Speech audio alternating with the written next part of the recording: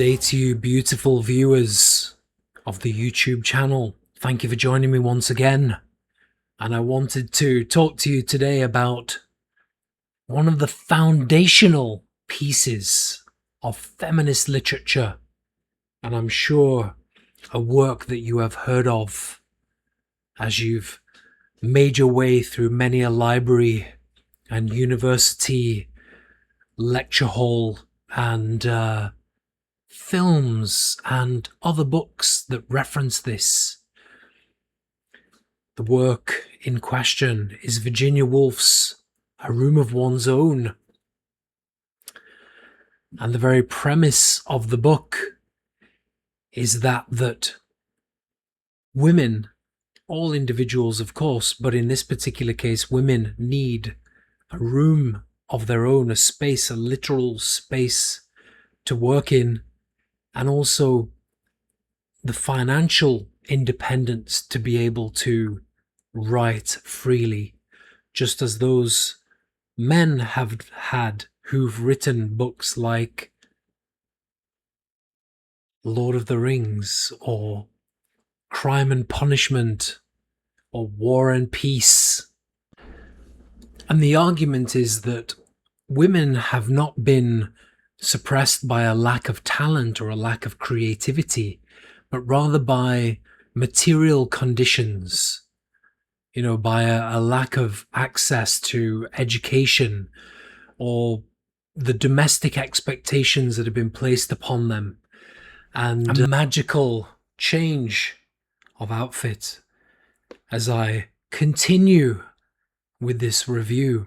And the narrator in the book enters the British Library and discovers shelves of books about women, all written by men.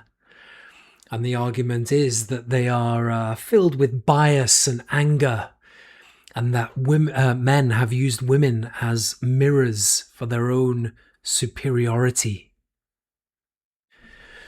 And so Woolf brilliantly imagines this character, Judith Shakespeare. And Judith Shakespeare is equally talented, equally gifted as Shakespeare, but denied education, autonomy, and opportunity. And this, of course, just enforces the idea that Judith Shakespeare and William Shakespeare, both equally gifted, equally talented, but Judith, being the woman, has less resources available and is denied the same opportunities as William, and therefore cannot become that classic figure that William Shakespeare has become, simply because she's a woman and not a man.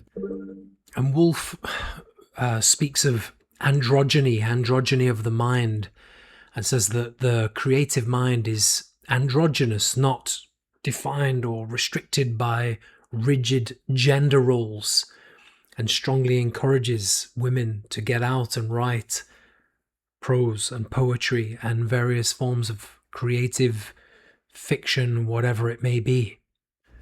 And so anyway, as always, get out there, get yourself a copy of The Great Room of One's Own.